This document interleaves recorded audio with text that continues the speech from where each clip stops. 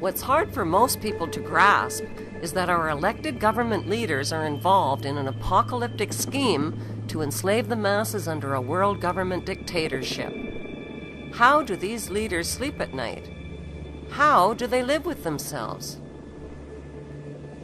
The answer can be found at the last stop on our Seeing is Believing tour, the Bohemian Grove Club in Monte Rio, California. It's an elite retreat for high-ranking politicians, billionaire banksters, businessmen, and Hollywood executives. What's the attraction? 2 weeks of partying, druid worship, and child sacrifice rituals. Members include George Bush Jr. and Sr., Newt Gingrich, Henry Kissinger, Dick Cheney, Alan Greenspan, and the list goes on. One thing is certain. These men don't believe in heaven and an afterlife for good behavior.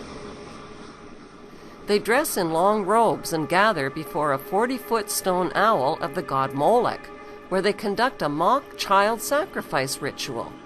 It's called the cremation of care ritual to purge members of their guilt. The ritual symbolically burns up their cares and clears their conscience of the diabolical crimes they have committed against humanity.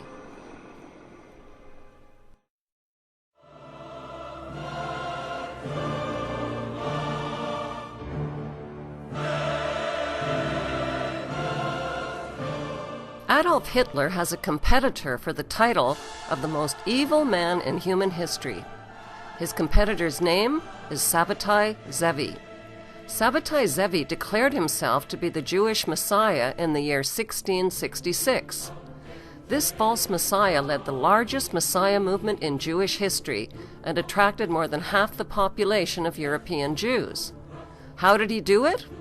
By promising to return the Jews to their ancestral homeland in Palestine.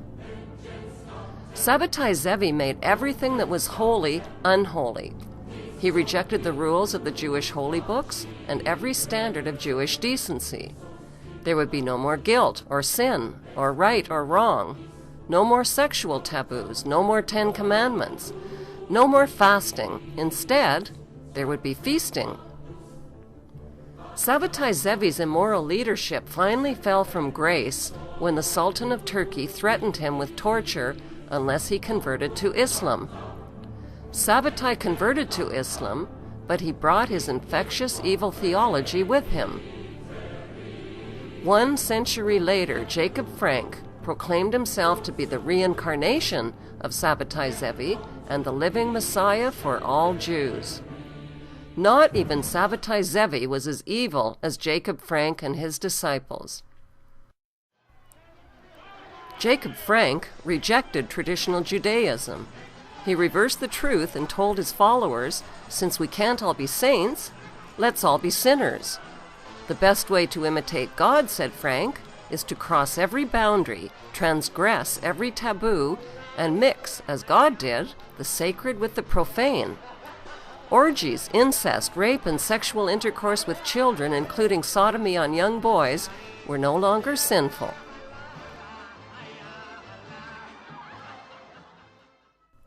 In 1773, Jacob Frank traveled to Frankfurt, Germany, the birthplace of the Illuminati. That's where he formed an unholy alliance with Adam Weishaupt and Mayor Amschel Rothschild's banking dynasty. The ambition of the Rothschild dynasty was to win control of the world's gold, central banks, and wealth. The Rothschilds sent John Jacob Astor, Jacob Schiff, and Paul Warburg to America, where they influenced the privatization of the Federal Reserve banking system and the dismantling of the American Constitution. The goal of Weishaupt and the Jesuits was to take control of the Vatican and its hierarchy of Catholic clergy. Weishaupt formed the Order of the Illuminati and infiltrated the Freemasonic lodges with his doctrine until every Masonic lodge in every nation accepted it. The Frankist goal was the destruction and replacement of Jewish ethics with a satanic religion based on the exact opposite of Jewish teachings. When this unholy alliance of conscienceless men was seeded, a cancerous war against humanity erupted. With Rothschild financing, Jacob Frank became fabulously wealthy and was put in charge of spreading a Luciferian theology that would be the hidden hand behind future wars and revolutions. Jacob Frank's followers were called Sabbatian Frankists. They practiced witchcraft and occult rituals, including animal and human sacrifices. Lucifer, they declared, was the true God. The Sabbatian Frankists expanded their movement by masquerading as converts to other religions. They converted to Catholicism and to Islam, where they embedded themselves and spread their Luciferian infection as closeted crypto-Jews. The Frankists traded their wives and daughters with members and with powerful non-members who they needed to seduce into their cult. Jewish professor Gershon Scholem called Jacob Frank one of the most frightening men in Jewish history.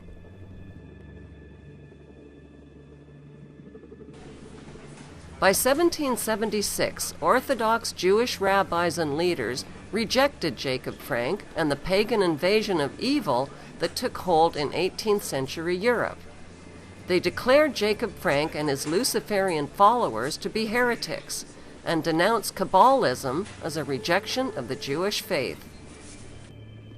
When Jacob Frank died in 1791, his daughter Eva Frank and his sons Joseph Frank and Rochus Frank led the Frankist court in Offenbach, Germany.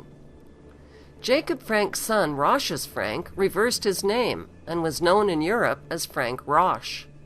Some genealogists believe that the surname Roche in Princess Diana's family tree originates with Jacob Frank's son, Frank Roche. Jewish author and historian Dr. Henry Makow has thoroughly researched the Sabbatian Frankist movement. The Sabbatian Frankists were out-and-out Satanists.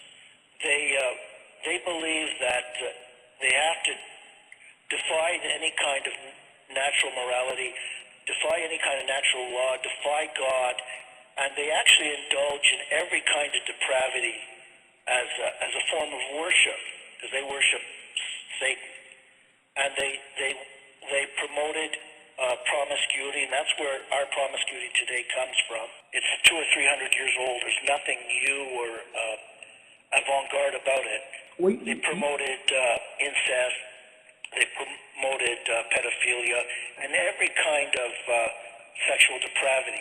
Rabbi Wolf Gunther Plott is the former president of the Canadian Jewish Congress. He claims that Sabbatian Frankists are false Zionist Jews who reject traditional Judaism. The Sabbatian Frankists were behind Nazi Germany's Holocaust and World War II, which was engineered to create the State of Israel.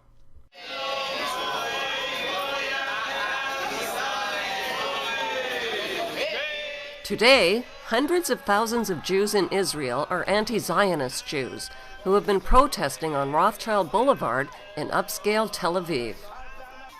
Anti-Zionist Jews are burning the flag of Israel to protest the Zionist violence and genocide and the injustices. Why don't we see this on television?